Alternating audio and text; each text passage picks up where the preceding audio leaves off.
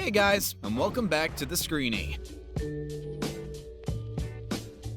We've seen a lot of junk come through the doors of the world-famous gold and silver pawn shop over the years. Some of it is worth peanuts, but other times, niche items are worth incredible amounts of money. Join us as we take a look at 10 of the most valuable pieces of gaming memorabilia on Pawn Stars. Before we begin, do us a favor by clicking that like button and subscribe to the channel so you don't miss a video on your favorite TV shows. Number 10. Pokemon Pay Dirt. He's got Pokemon cards and... Pokemon.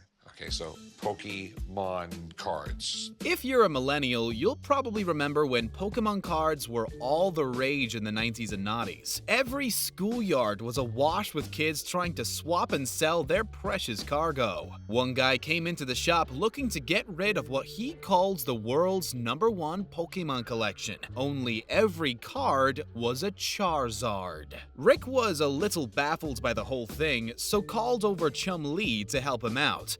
Gary confessed he had been collecting them for over 17 years, but it was time to say goodbye. One card alone was worth $50,000. That's earth-shattering for a teeny tiny piece of paper. The seller wasn't looking for small change either. Gary was hoping to hand over his collection to Rick for a cool $500,000. The look on the big man's face was priceless, and of course, he had to call in an expert to check it out. With a value of $380,000 placed on the entire collection, you'd have thought that Gary would have been overjoyed, but actually, he was miffed.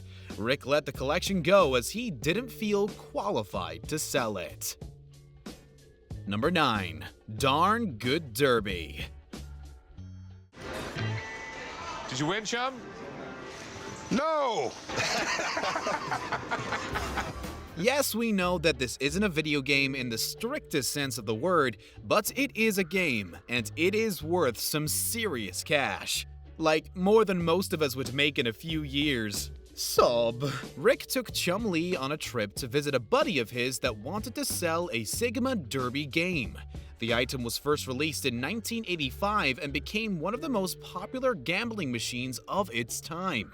30 years later, and it's hard to find anywhere. We all know how Rick likes a rare item. The little horses run around the course and the winner takes all. Rick appreciated it, but his buddy wanted to get $80,000. The guys were able to learn a little more about it, but with the expert valuation at $30,000, they couldn't come to a deal. Still, it was awesome to look at and a super rare find that viewers appreciated.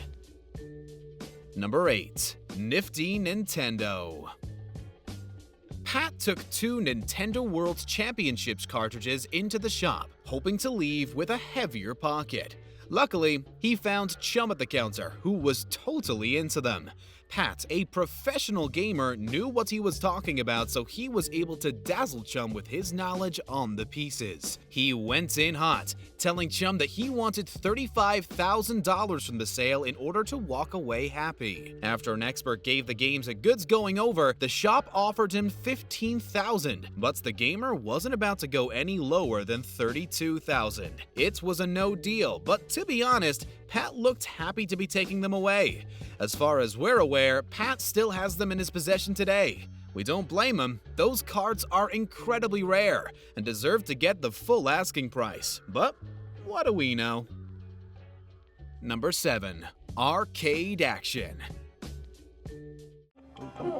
Girls kicking your ass, Chum. Oh man. Arcades games might not be so popular now, but back in the day, they were the staple of the leisure industry.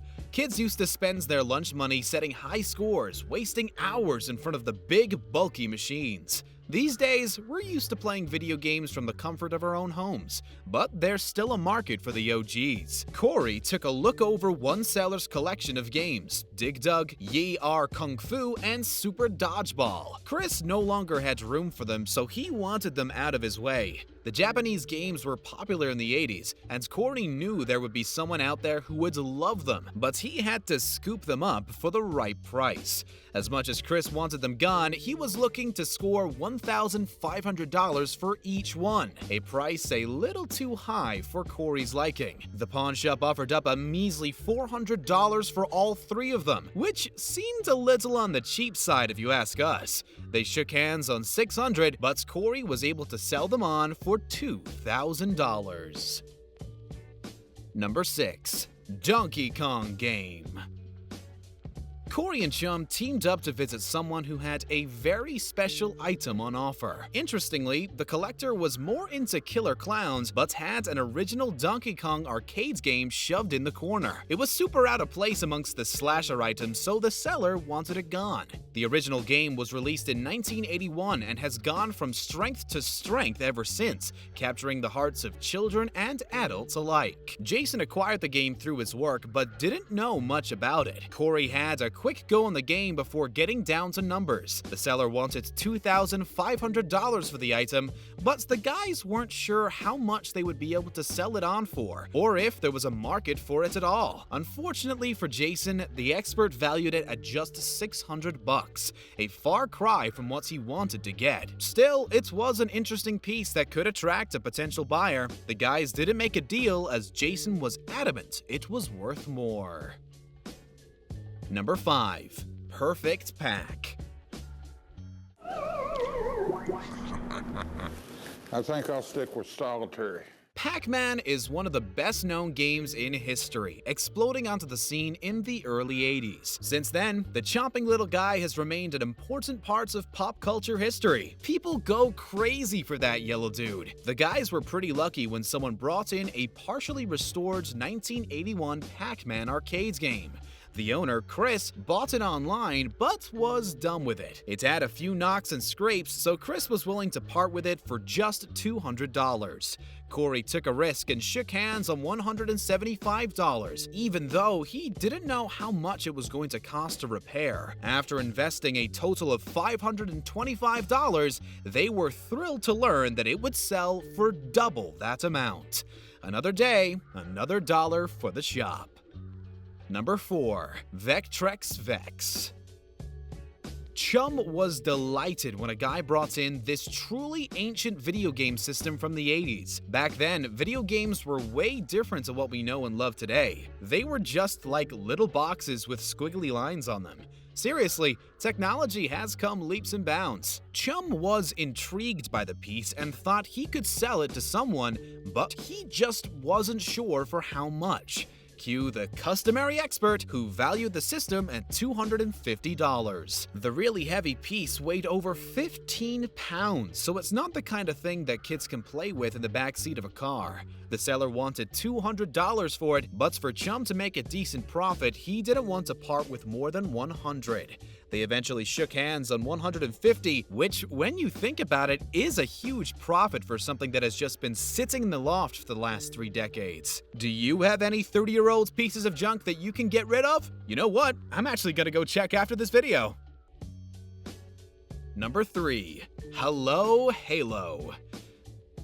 Video game fans are among some of the most die-hard in the world. They go above and beyond to collect and in some cases make specialized items. One guy brought in this special token, a replica suit of armor from the Halo game series. Corey and Chum were intrigued by it, even if it was a little nuts. The collection included the suit as well as the gun. Seller Ian wanted to get a few thousand for it as he made it all himself over the course of 700 hours. He was kind enough to model the suit for the guys, but while Corey thought it was fun, he wasn't sure that he could sell it on for a decent profit. Corey went in low with an offer of $100. Poor Ian looked like he'd lost a life. He was convinced that he could sell it elsewhere for $2,000, so he thanked them and shuffled his way out of the store.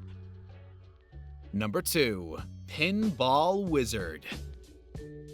What would you say it's worth all restored and everything? $800 or $900. So it's not a video game, but in some ways, it's way cooler. Corey and Chum were at it again with this entry. Jeff brought in his Evel Knievel pinball machine into the shop for the guys to evaluate. Hailing all the way back from the 70s, this piece wasn't in the best condition, but it still held some monetary value. Plus, it was great to look at. Based on the original stuntman Evel Knievel, Corey knew that he would be able to sell it. It just depended on what Jeff was looking to walk away with. Considering it broken, Corey offered the owner $1,000 for it, but he wanted $3,000. After a little bit of hardball, the gents shook hands and made the exchange. We got some extra information after the deal was made when an expert came in to talk about restoring it. There were a few things that needed to be replaced, and when that was done, Corey was devastated to find that he would just about break even. To the right collector, though, it was worth its weight in gold. Number 1. Cool Commodore. The C64 computer was released in 1982, retailing for around $595, which was a lot of money back in those days. It was the most popular home computer of the time, namely because you could use it for work and for video games. It did everything, even if it took a really long time. Seriously, you complain about your browser speed now? Be thankful you didn't have that struggle. One guy brought in the precious artifact that was taking up his room in the garage. He wasn't expecting a lot for it, which was good because Rick wasn't going to give a lot for it. The boss was interested purely because it reminded him of the early 80s and using the same thing himself. The pair shook hands on $150. Considering it's good for nothing, that's incredible. Thank you for watching today's video. Make sure to subscribe to our channel for more videos on your favorite TV shows and tap one of the 2 videos on screen for another amazing video.